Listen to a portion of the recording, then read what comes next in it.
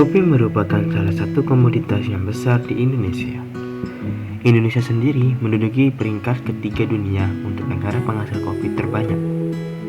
Hal ini menunjukkan bahwa kopi menjadi gaya hidup di seluruh masyarakat Indonesia. Bahkan, kopi menjadi tradisi di beberapa tempat di Indonesia. Di Jawa Timur sendiri merupakan suatu dari beberapa provinsi yang menyumbang kopi terbanyak.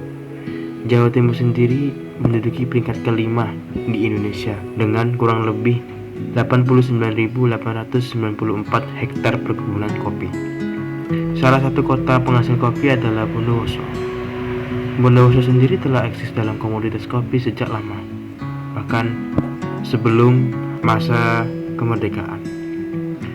Bondowoso memiliki julukan Republic of Coffee dan menjadi sebuah kebanggaan bagi masyarakat Bondowoso. Sumberwingi merupakan salah satu kecamatan di Bondowoso yang menjadi pelopor dalam perkebunan kopi. Diperkirakan total kebun kopi di sini mencapai kurang lebih 1,4 ribu hektar. Namun, sayangnya beberapa tahun kebelakang ini, produksi kopi di sini mengalami penurunan dan membuat beberapa permasalahan di kalangan petani. Hal ini yang membuat kami bertiga tertarik untuk melihat dan mempelajari apa yang membuat produktivitas ini menurun. Kami menemukan beberapa faktor yang menjadi keresahan di kalangan para petani. Yang pertama, mengenai produktivitas tentunya yang turun itu. Ketika ditelaah lebih dalam, faktor produktivitas ini menimbulkan banyak masalah, seperti ekonomi yang mulai turun yang disebabkan oleh stok kopi yang terbatas. Dan ini membuat pengiriman kopi terhambat. Permintaan kopi yang banyak tidak diikuti oleh bahan yang cukup juga, menyebabkan kopi memiliki harga yang tinggi dan cenderung tidak stabil. Kemudian kita melihat bahwa yang menjadi masalah kedua yakni tentang pupuk. Faktor pupuk yang kurang diperhatikan, pupuk yang mahal, dan pupuk yang tidak mencukupi untuk kebun kopi secara menyeluruh. Di perkebunan kopi ini tidak mendapat subsidi pupuk karena pada dasarnya lahan ini lahan milik perhutani dan bukan lahan pribadi milik para petani sendiri.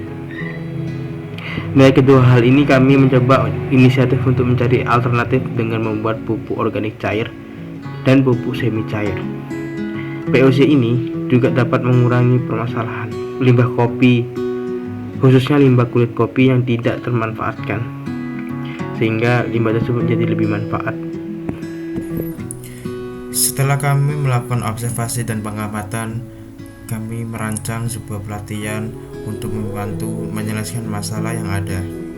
Kami berfokus pada pelatihan budidaya yang berbasis sistem GAP atau Good Agriculture Practice. Pelatihan ini dihadiri oleh para petani dan para UMKM kopi yang diisi oleh Bang Lang Odai, yang dimana beliau merupakan aktivis kopi atau pegiat kopi dari Cikajang. Selain fokus pada budidaya kopi, Bang Lang Odai juga fokus pada pemberian pupuk pada tanaman.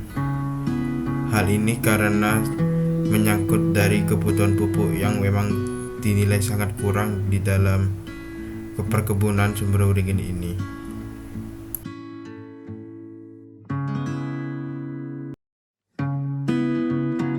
Di Bondowoso sendiri ini memiliki sekolah kopi Raisa, sekolah kopi pertama di Indonesia. Raisa sendiri merupakan singkatan dari Raung Ijen Sumberwingin Argopolitan, yang dimana nama tersebut diambil dari geografis dari kecamatan Sumberwingin itu sendiri.